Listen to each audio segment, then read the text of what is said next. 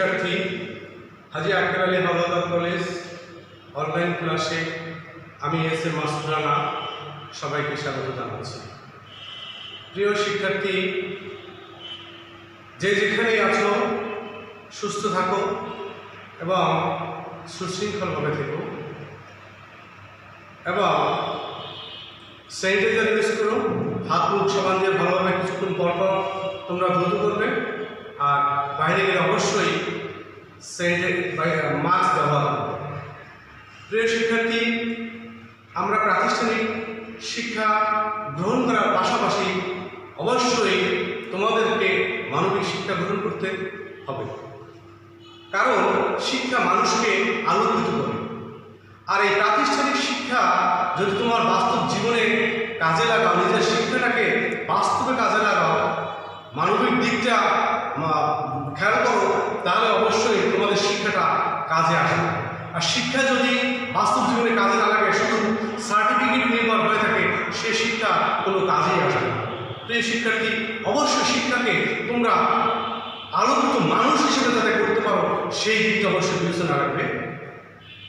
যাই হোক, এখন আমরা আজকে যে বিষয় নিয়ে আলোচনা করবো সেটা হলো বৃহদায়তন খুচরা ব্যবসায়ের পটভূমি।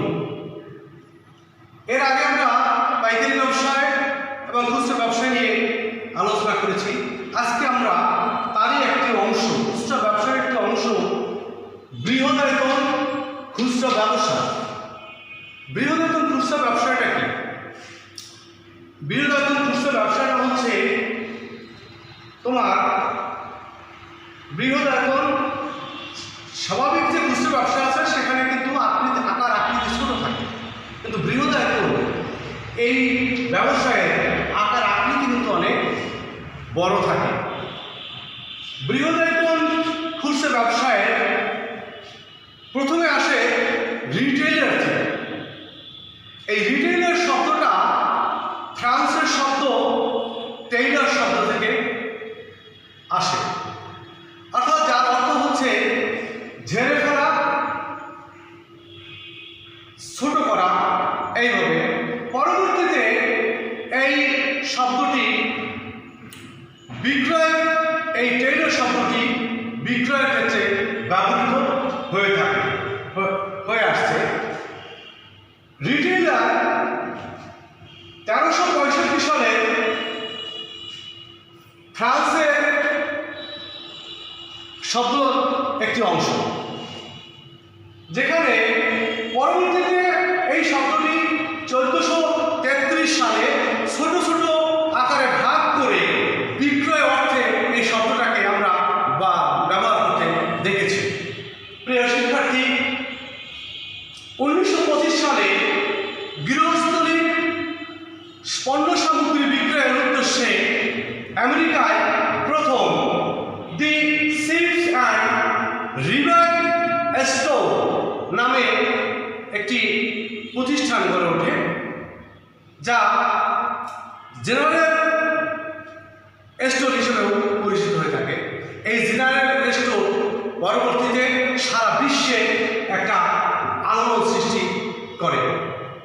এই আলোড়ন সৃষ্টি করার ফলে সারা বিশ্বে পরবর্তীতে এই সুপার মার্কেট, বিপণী বা বিভিন্ন ধরনের প্রতিষ্ঠানগুলো সারা বিশ্বে গড়ে ওঠে। এরপরে 1800 সালের শুরুর দিকে আমেরিকায় প্রথম প্রতিষ্ঠিত হয় জেনারেল স্টোর, এবং এই জেনারেল স্টোরই কিন্তু সারা বিশ্বে আলোড়ন সৃষ্টিকারী প্রতিষ্ঠান হিসেবে গড়ে ওঠে।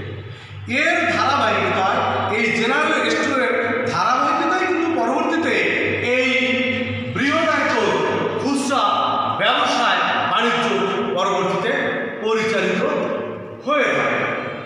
এরপরে আছে এর ধারাবাহিকতায় বিভিন্ন দেশে বিভিন্ন ধরনের প্রতিষ্ঠান গড়ে ওঠে। যেমন যুক্তরাষ্ট্রে ওয়ালমার্ট প্রতিষ্ঠান খুবই নামকরা প্রতিষ্ঠান। এরপরে ফ্রান্সেও প্রতিষ্ঠান গড়ে ওঠে, নামকরা প্রতিষ্ঠান হচ্ছে কারফোর।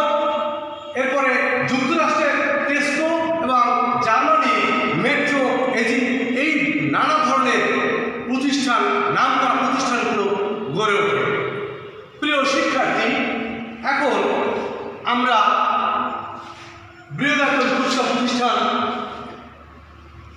পটভূমিগুলো পেলাম। এরপরে আমরা আলোচনা করব বৃহদায়তন খুচরা ব্যবসায়ের কার্যাবলী নিয়ে। এখন আমরা বৃহদায়তন খুচরা ব্যবসায়ের কার্যাবলী নিয়ে আলোচনা করব। খুচরা ব্যবসায়ী আয়তন ছোট, সেখানে কিন্তু পণ্য সামগ্রীও কম থাকে এবং পুঁজিও কম লাগে। কিন্তু বৃহদায়তন খুচরা প্রতিষ্ঠান কিন্তু একটু খুচরা প্রতিষ্ঠান থেকে আলাদা। খুচরা প্রতিষ্ঠানের এবং মালিকেরা সাধারণত এক মালিকেরাই হয়ে থাকে, কিন্তু এই বৃহদায়তন মালিকেরা কিন্তু বিভিন্ন ধরনের হয়ে থাকে। যাই হোক, বৃহদায়তন খুচরা ব্যবসায় যে সমস্ত কার্যাবলীগুলো পরিলক্ষিত বা যে কাজগুলো রয়েছে সেগুলো এখন আলোচনা করবে। 1 নম্বরে মালিকানা। বৃহদায়তন খুচরা ব্যবসায়ের মালিকানা। খুচরা ব্যবসায়ী আমরা দেখেছি সাধারণত এক মালিকানা হয়ে থাকে, তবে বৃহদায়তন খুচরা ব্যবসায় কিন্তু শুধু এক মালিকানা নয়, এক মালিকানা কোনো ক্ষেত্রে হয়ে থাকে, তবে অংশীদারি কারবার হয়ে থাকে, তবে সমিতিভিত্তিক কারবার হয়ে থাকে। এভাবে বিভিন্ন ধরনের কারবারি প্রতিষ্ঠান এই হয়ে থাকে বৃহদায়তন খুচরা প্রতিষ্ঠান। এরপর রয়েছে অবস্থান। খুচরা ব্যবসায়ী সাধারণত নির্দিষ্ট একটি এলাকায় হয়ে থাকে এবং সেখানে তাদের পরিধি খুবই কম থাকে। আর এই বৃহদায়তন খুচরা ব্যবসায়ের অবস্থানটা জনবহুল এলাকায় হয়ে থাকে, যেখানে জনবসতিপূর্ণ এলাকা, আবার কোনো কোনো ক্ষেত্রে বিশেষ করে একটি নির্দিষ্ট এলাকা, বিভিন্ন এলাকার পণ্য সামগ্রী একটি জনবহুল এলাকা এবং যেখানে রাস্তাঘাট ভালো থাকে সেখানে এর অবস্থান হয়ে থাকে, যেখানে যাতায়াত ব্যবস্থা ভালো থাকে, যেখানে পার্কিংয়ের ব্যবস্থা ভালো থাকে, এই সমস্ত এলাকায় এই বৃহদায়তন খুচরা ব্যবস্থা হয়ে থাকে, অবস্থান হয়ে থাকে।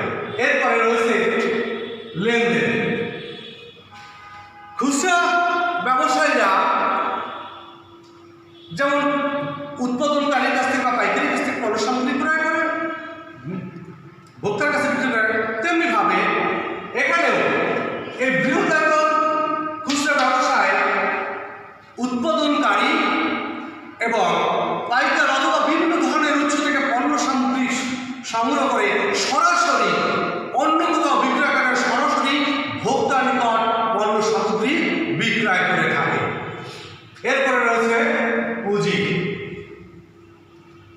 পুঁজির ক্ষেত্রে যেহেতু বৃহদায়তন খুচরা ব্যবসায় আয়তন ব্যাপক এবং বিস্তৃত, সেই জন্যই এই বৃহদায়তন খুচরা ব্যবসায়ে পুঁজি বা অনেক বিনিয়োগ করতে হয়, মূলধনের পরিমাণ অনেক বেশি লাগে, যেহেতু তাদের অনেক ধরনের পণ্য সমাহার করতে হয়, প্রায় বিভিন্ন আইটেমের বিভিন্ন বৈচিত্র্যের পণ্য সামগ্রী তাদেরকে রাখতে হয়, এই জন্য এখানে পুঁজির পরিমাণটা অনেক বেশি প্রয়োজন হয়ে থাকে। এরপরে রয়েছে লেনদেনের ধরন। খুচরা ব্যবসায়ী সাধারণত যে ধরনের লেনদেন করে থাকে, এখানে বৃহদায়তন খুচরা ব্যবসায় লেনদেনটা একটু আলাদা। খুচরা ব্যবসায়ী কোনো কোনো ক্ষেত্রে বিক্রয় করার ক্ষেত্রে বাকিতে বিক্রয় করে থাকে বা বাকিতে লেনদেন করে থাকে, কিন্তু এখানে কোনো বাকিতে বিক্রয় করা হয় না, এখানে লেনদেন হয় সরাসরি নগদে লেনদেন করা হয়, নগদ টাকায় পণ্য সামগ্রী বিক্রয় করা হয়ে থাকে। এরপরে রয়েছে দর কষাকষি। বৃহদায়তন খুচরা ব্যবসায়ের ক্ষেত্রে যে দর কষাকষি অর্থাৎ দর কষাকষির কোনো সুযোগ নাই। খুচরা ব্যবসা বা পাইকারি ব্যবসা অন্যান্য ব্যবসায়ের ক্ষেত্রে দর কষাকষি হয়ে থাকে বা ভোক্তা তারা চেষ্টা করে কিছু কম দেওয়ার জন্য বা দর কষাকষি করে থাকে, কিন্তু এই বৃহদায়তন খুচরা ব্যবসায়ের ক্ষেত্রে দর কষাকষির কোনো সুযোগ নাই। সেখানে পণ্যের গায়ে যে রেট দেওয়া থাকে, যে মূল্য দেওয়া থাকে, সেই মূল্যই একক মূল্যে ভোক্তাকে পণ্য সামগ্রী ক্রয় করতে হয়। এরপরে রয়েছে পণ্য বৈচিত্র্যকরণ। বৃহদায়তন খুচরা ব্যবসায়ের ক্ষেত্রে পণ্যের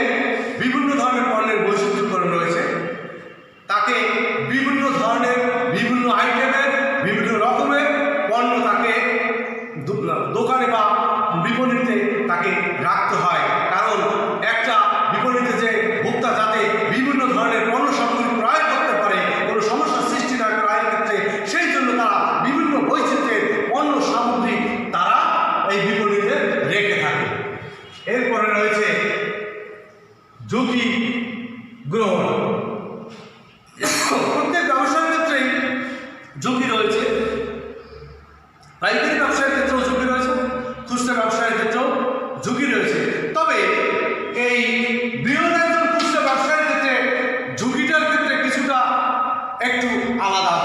যেমন যেহেতু এই বৃহদায়তন প্রতিষ্ঠানের বিভিন্ন বিভাগ থাকে, বিভিন্ন বিভাগে পণ্য সামগ্রী ভাগ করা থাকে, বিভিন্ন আইটেমের পণ্য থাকে, সেজন্য একটা বিভাগে পণ্যের মূল্য ওঠানামা করলে বা হ্রাসজনিত ঝুঁকি অন্য বিভাগে পণ্য দিয়ে পণ্য বিক্রয় করে সেখান থেকে পুষিয়ে দেওয়া সম্ভব হয়।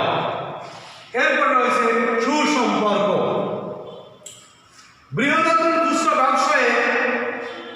ব্যবসায়ীর সাথে পণ্য উৎপাদনকারীর সঙ্গে, পাইকারি ব্যবসায়ীর সঙ্গে এবং ভোক্তার সঙ্গে, সরাসরি ভোক্তার সঙ্গেও তাদের একটা সুসম্পর্ক গড়ে ওঠে।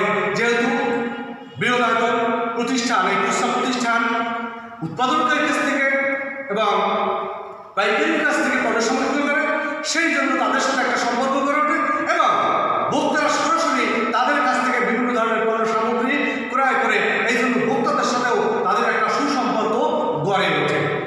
এরপরে রয়েছে ব্যবস্থাপনা ও পরিচালনা।